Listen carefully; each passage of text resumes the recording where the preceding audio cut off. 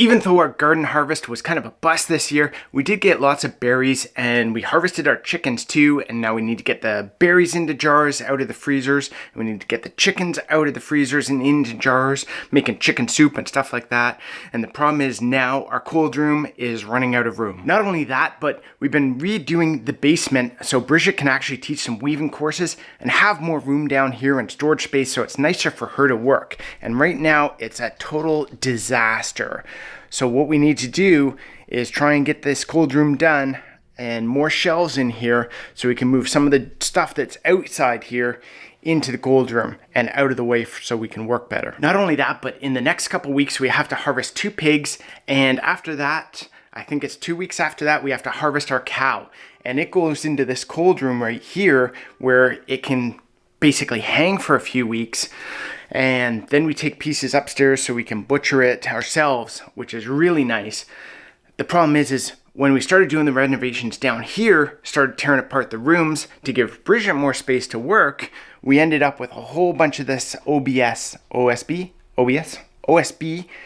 wood that was shelves inside those rooms. And it's blocking our way from outside into the cold room. So not only do we need to clear this, but those are going to make great shelves for inside the cold room. So let's get to work. So I guess the first thing we need to do is clear this out.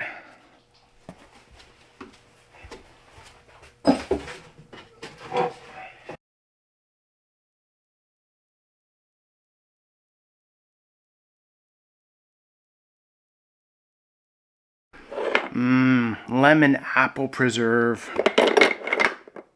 Blueberry lime jam.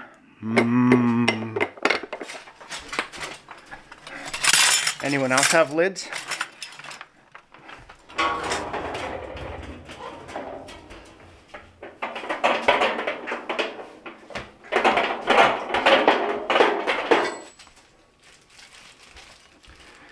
You know, some of us are getting older. Might as well hang on to that, right? Hang on to it. Haha.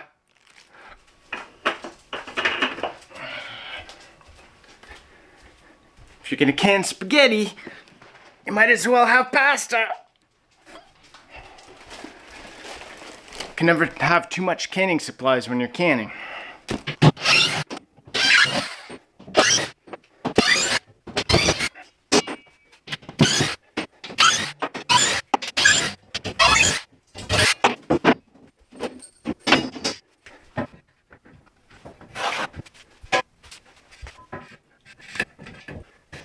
So when we took the shelves apart in the other rooms, everything was built basically the same size. So I've got these 2x2s that are actually the perfect size for this back wall. So I'm going to use the 2x2s and basically strap them to the studs going up the back wall. And on the front I've got some 2x3s, and I'll use that on the front. And then what I'll do is I'll support the middle as well, just to give it some extra bracing. I'm gonna leave this bottom shelf here because it's already there. It already works well. And I'm gonna build my shelves up from there. I've got a wall over here I can screw my 2x3s into. And then again, I'll do it here on the other wall into the strapping there. Again, I'll probably put some extra supports in just to help hold it. And I'm going to start my shelves up higher because I want to use this shelf for taller stuff. And I think I'm going to build the shelves to fit 1 liter cans. For all you Americans watching, 1 liter for us is the big one. I forget what it is. Pint small, quarts big. I don't know. It's like, you know, the big one, but not the really, really big. It's weird up in Canada. We use, you know, metric for some things, imperial for other. So if we're measuring height, sometimes it's in feet. We never use yards, I don't think, unless we're shooting. If we're driving, it's kilometers. With canning, it's like liters and milliliters. For weight, we use pounds. It's for temperature, we use Celsius, not Fahrenheit. It's weird. Anyway, if I build everything to fit this, the bigger jars, then it's easy for us to reorganize and remove stuff around. So if we do can more in the larger ones, we don't have to worry about running out of room. We can just use all the space that's going to be available. Also, starting the shelves higher here means we don't have to kind of bend down and look to the back to try and find jars if we only have like 3 of something or 1 of something.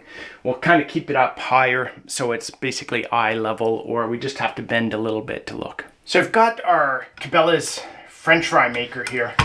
The boys love it. It's just awesome. So whenever we harvest potatoes, we always like to make some French fries and get them all done up. But I think I'll use it as kind of the height reference that I want for this first shelf here.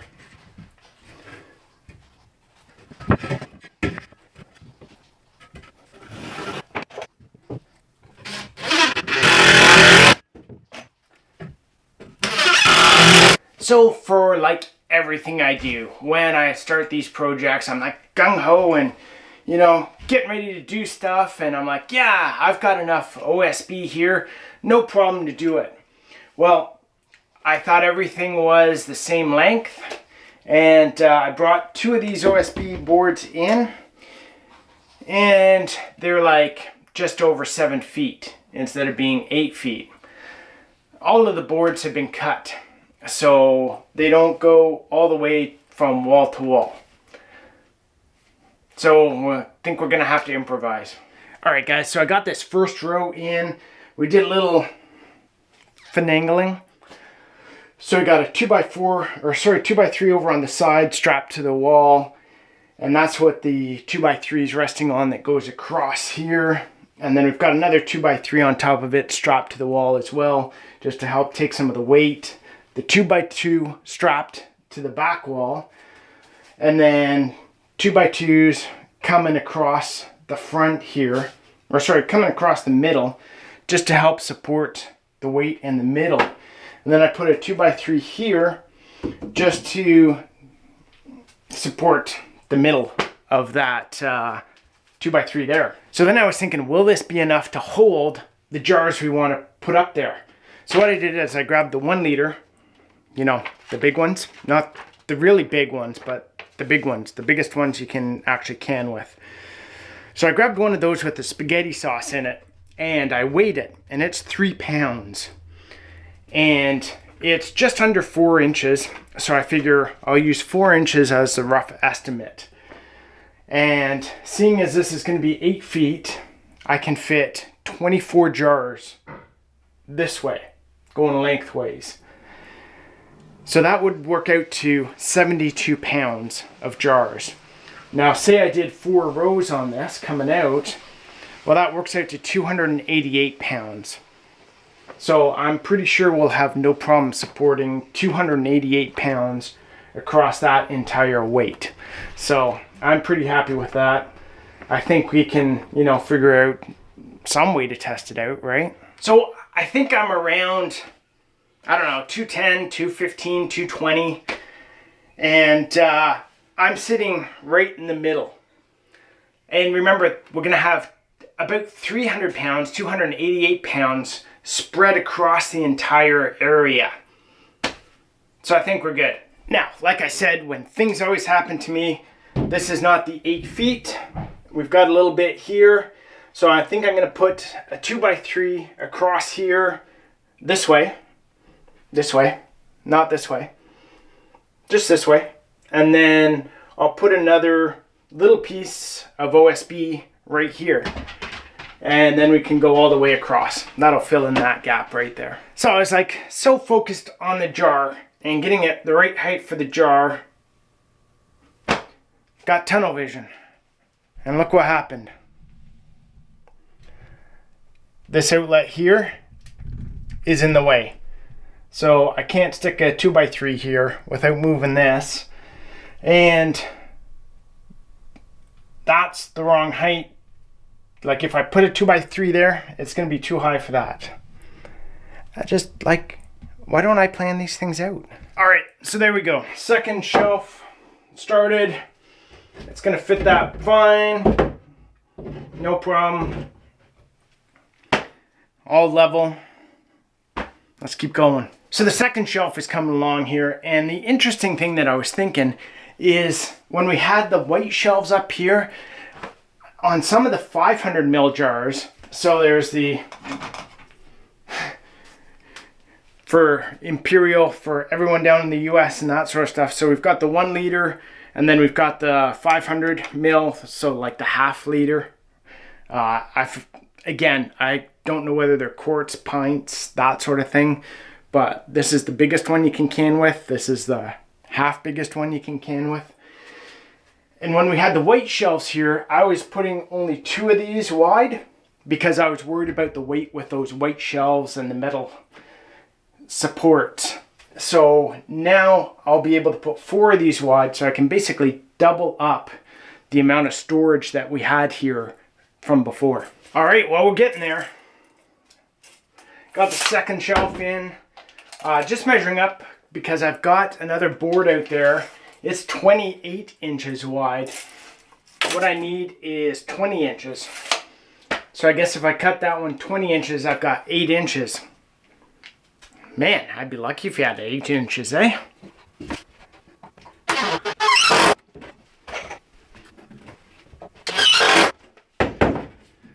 So I've got a little mark there on the wood I made with a nail, a screw. Can't see it, but I'm actually doing things right this time. All right, so we got 3 shelves in. It's a lot deeper than the old white shelves on the metal frame was. So I did a little bit of calculation, and we should, on these 3 shelves, 4 deep, we should be able to fit 288 jars, which is pretty good since we still have, you know, this entire shelf right here, the metal one. Sawdust in the eye. So we have this entire shelf over here filled with cans as well. So we should have no problem being able to utilize this situation here. The only problem is we have a fuse box, or like the main, right here.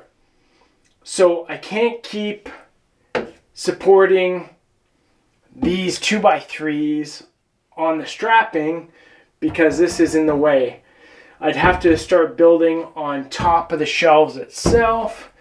I'm not sure if I want to do that because then we get up to this point and I could reach the first one. I don't think Bridget could reach the first one. She might be able to, but after that, you know, forget it. So we're at this point and we're kind of late in the afternoon.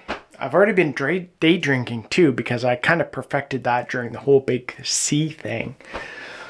So I think I might be done for building the shelves here. We might continue building more shelves here and then take this shelf and move it to the wall right behind the camera. But let's go ahead. We'll start filling this shelf up with our jars and see where we get to.